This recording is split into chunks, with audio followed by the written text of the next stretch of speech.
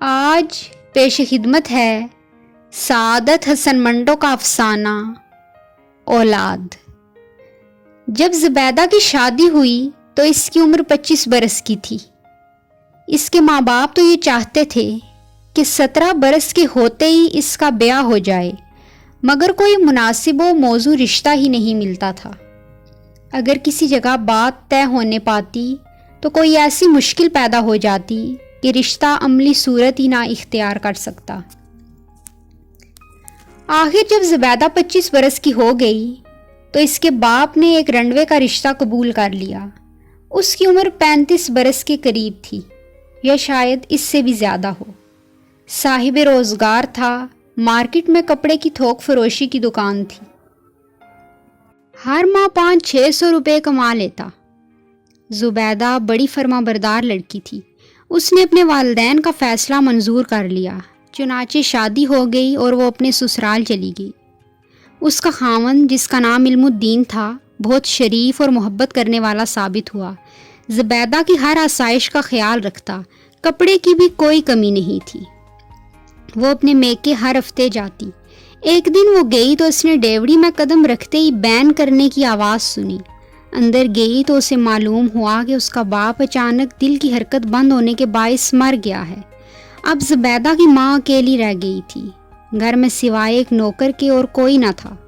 اس نے اپنے شوہر سے درخواست کی کہ وہ اجازت دے تو اپنی بیوہ ماں کو اپنے پاس بلا لے۔ علم الدین نے کہا، اجازت لینے کی کیا ضرورت تھی؟ یہ تمہارا گھر ہے اور تمہاری ماں میری ماں ہے۔ جاؤ انہیں لے آؤ۔ جو سامان وغیرہ ہوگا اس کو یہاں لانے کا بندوبست میں ابھی کیے دیتا ہوں۔ زبیدہ بہت خوش ہوئی۔ گھر کافی بڑا تھا، 2-3 کمرے خالی پڑے تھے۔ وہ تانگے میں گئی اور اپنی ماں کو ساتھ لے آئی۔ علم الدین نے سامان اٹھوانے کا بندوبست کر دیا تھا، چنانچہ وہ بھی پہنچ گیا۔ زبیدہ کی ماں کے لیے کچھ سوچ بچار کرنے کے بعد ایک کمرہ مختص کر دیا گیا۔ وہ بہت ممنون و متشکر تھی، اپنے داماد کے حسن سلوک سے بہت متاثر۔ اس کے جی میں کئی مرتبہ یہ خواہش پیدا ہوئی کہ وہ اپنا سارا زیور جو کئی ہزاروں مالیت کا تھا اس کو دے دے، کہ وہ اپنے کاروبار میں لگائے اور زیادہ کمائے، مگر وہ طبعاً کنجوس تھی۔ ایک دن اس نے اپنی بیٹی سے کہا، مجھے یہاں آئے 10 مہینے ہو گئے ہیں، میں نے اپنی جیب سے ایک پیسہ بھی خرچ نہیں کیا، حالانکہ تمہارے مرحوم باپ کے چھوڑے ہوئے 10,000 روپے میرے پاس موجود ہیں، اور زیور الگ۔ زبیدہ انگیٹھی کے کوئلوں پر پھلکا سینک رہی تھی۔ ماں، تم کیسی باتیں کرتی ہو؟ کیسی ویسی نہیں جانتی، میں نے یہ سب روپے علم الدین کو دینے ہیں، مگر میں چاہتی ہوں کہ وہ تمہارے ہاں کوئی بچہ پیدا ہو تو یہ سارا روپیہ اس کو تحفے کے طور پر دوں۔ زبیدہ کی ماں کو اس بات کا بڑا خیال تھا کہ ابھی تک بچہ پیدا کیوں نہیں ہوا۔ شادی ہوئے قریب 2 برس ہو چکے تھے، مگر بچے کی پیدائش کے آثار ہی نظر نہیں آتے تھے۔ وہ اسے کئی حکیموں کے پاس لے کر گئی، کئی معجونے، کئی صفوف بھی دلوائے، مگر خاطر خواہ نتیجہ برآمد نہ ہوا۔ آخر اس نے پیروں فقیروں سے رجوع کیا، ٹونے ٹوٹکے استعمال کیے، تعویذ دھاگے بھی، مگر مراد بر نہ آئی۔ زبیدہ اس دوران میں تنگ آ گئی تھی۔ ایک دن اس نے اکتا کر اپنی ماں سے کہہ دیا، چھوڑو اس قصے کو، بچہ نہیں ہوتا تو نہ ہو۔ اس کی بوڑھی ماں نے منہ بسور کر کہا، بیٹا یہ بہت بڑا قصہ ہے، تمہاری عقل کو معلوم نہیں کیا ہو گیا ہے، تم اتنا بھی نہیں سمجھتی کہ اولاد کا ہونا کتنا ضروری ہے، اسی سے تو انسان کی زندگی کا باغ سدا ہرا بھرا رہتا ہے۔ زبیدہ نے پھلکا چنگیر میں رکھا، میں کیا کروں، بچہ پیدا نہیں ہوتا تو اس میں میرا کیا قصور ہے؟ بڑھیا نے کہا، قصور کسی کا بھی نہیں بیٹی، بس صرف ایک اللہ کی مہربانی چاہیے۔ زبیدہ اللہ کے حضور ہزاروں مرتبہ دعائیں مانگ چکی تھی کہ وہ اپنے فضل و کرم سے اس کی گود ہری کر دے، مگر اس کی ان دعاؤں کا کچھ بھی اثر نہیں ہوا۔ جب اس کی ماں نے ہر روز اس سے بچے کی پیدائش کے متعلق باتیں کرنا شروع کی تو اس کو ایسا محسوس ہونے لگا کہ وہ بنجر زمین ہے جس میں کوئی پودا اگ ہی نہیں سکتا۔ راتوں کو وہ عجیب عجیب خواب دیکھتی، بڑے اوٹ پٹانگ قسم کے۔ کبھی یہ دیکھتی کہ وہ صحرا میں کھڑی ہے، اس کی گود میں ایک گل گوتھنا سا بچہ ہے، جسے وہ ہوا میں اتنے زور سے اچھالتی ہے کہ وہ آسمان تک پہنچ کر غائب ہو جاتا ہے۔ کبھی یہ دیکھتی کہ وہ اپنے بستر میں لیٹی ہے جو ننھے منھے بچوں کے زندہ اور متحرک گوشت سے بنا ہے۔ ایسے خواب دیکھ دیکھ کر اس کا دل و دماغ غیر متوازن ہو گیا۔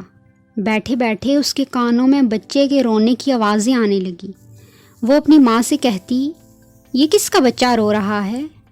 اس کی ماں نے اپنے کانوں پر زور دے کر یہ آواز سننے کی کوشش کی۔ جب کچھ بھی سنائی نہ دیا تو اس نے کہا، کوئی بچہ رو نہیں رہا۔ نہیں ماں، رو رہا ہے، بلکہ رو رو کے ہلکان ہوئے جا رہا ہے۔ اس کی ماں نے کہا، یا تو میں بہری ہو گئی ہوں یا تمہارے کان بجنے لگے ہیں۔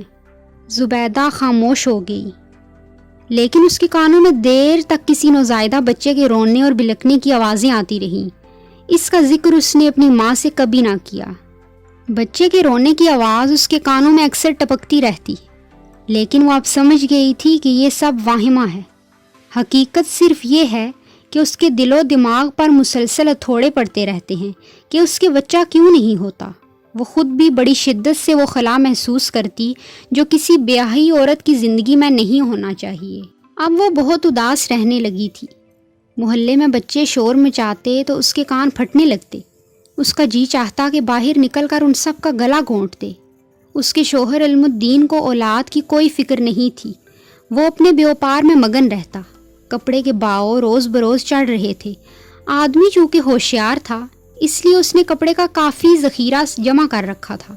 اب اس کی ماہانہ آمدن پہلے سے دگنا ہو گئی تھی، مگر اس آمدن کی زیادتی کی زبیدہ کو کوئی خوشی حاصل نہیں ہوئی۔ جب اس کا شوہر نوٹوں کی گڈی اس کو دیتا تو وہ اسے اپنی جولی میں ڈال کر دیر تک انہیں لوری دیتی رہتی، پھر وہ انہیں اٹھا کر کسی خیالی جھولے میں بٹھا دیتی۔ ایک دن علم الدین نے دیکھا کہ وہ نوٹ جو اس نے اپنی بیوی کو لا کر دیے تھے دودھ کی پتیلی میں پڑے ہیں۔ وہ بہت حیران ہوا، یہ کیسے یہاں پہنچ گئے؟ چنانچہ اس نے زبیدہ سے پوچھا، یہ نوٹ دودھ کی پتیلی میں کس نے ڈالے ہیں؟ زبیدہ نے جواب دیا، بچے بڑے شریر ہیں، یہ حرکت انہی کی ہوگی۔ علم الدین بہت متحیر ہوا، لیکن یہاں بچے کہاں ہیں؟ زبیدہ اپنے خاوند سے کہیں زیادہ متحیر ہوئی۔ کیا ہمارے ہاں بچے نہیں؟ آپ بھی کیسی باتیں کرتے ہیں؟ ابھی اسکول سے واپس آتے ہوں گے، ان سے پوچھوں گی کہ یہ حرکت کس نے کی تھی۔ علم الدین سمجھ گیا اس کی بیوی کے دماغ کا توازن درست نہیں، لیکن اس نے اپنی ساس سے اس کا ذکر نہ کیا۔ وہ بہت کمزور دل عورت تھی۔ وہ دل ہی دل میں زبیدہ کی دماغی حالت پر افسوس کرتا رہا، مگر اس کا علاج اس کے بس میں نہیں تھا۔ اس نے اپنے کئی دوستوں سے مشورہ لیا۔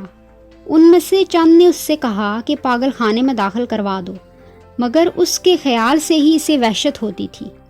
اس نے دکان پر جانا چھوڑ دیا، سارا وقت گھر میں رہتا اور زبیدہ کی دیکھ بھال کرتا کہ مبادا وہ کسی روز کوئی خطرناک حرکت نہ کر بیٹھے۔ اس کے گھر ہر وقت موجود رہنے پر زبیدہ کی حالت کسی قدر درست ہو گئی تھی، لیکن اس کو اس بات کی بہت فکر تھی کہ دکان کا کاروبار کون چلا رہا ہے، کہیں وہ آدمی جس کو یہ کام سپرد کیا گیا ہے غبن تو نہیں کر رہا۔ اس نے چنانچہ کئی مرتبہ اپنے خاوند سے کہا، دکان پر تم کیوں نہیں جاتے؟ علم الدین نے اس سے بڑے پیار کے ساتھ جواب دیا، میں کام کر کر کے تھک گیا ہوں، اب تھوڑی دیر آرام کرنا چاہتا ہوں۔ مگر دکان کس کے سپرد ہے؟ میرا نوکر ہے، وہ سب کام دیکھ لیتا ہے۔ کیا امانت دار ہے؟ ہاں ہاں، بہت امانت دار ہے، دمڑی دمڑی کا حساب رکھتا ہے۔ تم کیوں فکر کرتی ہو؟ زبیدہ نے بہت متفکر ہو کر کہا، مجھے کیوں فکر نہ ہوگی، بال بچے دار ہوں، مجھے اپنا تو کچھ خیال نہیں، لیکن ان کا تو ہے۔ یہ آپ کا نوکر اگر آپ کا پیسہ مار گیا تو بچوں کا کیا بنے گا؟ علم الدین کی آنکھوں میں آنسو آ گئے۔ زبیدہ، ان کا اللہ مالک ہے، ویسے میرا نوکر بہت وفادار اور امانت دار ہے، تمہیں کوئی تردد نہیں کرنا چاہیے۔ مجھے تو کسی قسم کا تردد نہیں، لیکن بعض اوقات ماں کو اپنی اولاد کے متعلق سوچنا ہی پڑتا ہے۔ علم الدین بہت پریشان تھا کہ کیا کرے۔ زبیدہ سارا دن اپنے خیالی بچوں کے کپڑے سیتی، ان کی جرابیں دھوتی، ان کے لیے اونی سویٹر بنتی۔ کئی بار اس نے اپنے خاوند سے کہہ کر مختلف سائز کی چھوٹی چھوٹی سینڈلیں منگوائی جنہیں وہ ہر صبح پالش کرتی تھی۔ علم الدین یہ سب کچھ دیکھتا اور اس کا دل رونے کو کرتا، اور وہ سوچتا کہ شاید اس کے گناہوں کی سزا اس کو مل رہی ہے۔ یہ گناہ کیا؟ ایک دن اس کا ایک دوست اس کو ملا جو بہت پریشان تھا۔ علم الدین نے اس سے پریشانی کی وجہ دریافت کی تو اس نے بتایا کہ ایک لڑکی سے معاشقہ ہو گیا تھا، اب وہ حاملہ ہے۔ اسقاط کے تمام ذرائع استعمال کر لیے مگر کامیابی نہیں ہوئی۔ علم الدین نے اس سے کہا ان سب باتوں کو چھوڑو، بچہ پیدا ہونے دو۔ اس کے دوست نے، جسے ہونے والے بچے سے کوئی دلچسپی نہیں تھی، کہا میں بچے کا کیا کروں گا؟ علم الدین کہنے لگا تم مجھے دے دینا۔ بچہ پیدا ہونے میں کچھ دیر تھی۔ اس دوران علم الدین نے اپنی بیوی زبیدہ کو یقین دلایا کہ وہ ماں بننے والی ہے اور 1 ماہ بعد بچہ پیدا ہو جائے گا۔ زبیدہ بار بار کہتی مجھے اب زیادہ اولاد نہیں چاہیے، پہلے ہی کیا کم ہے؟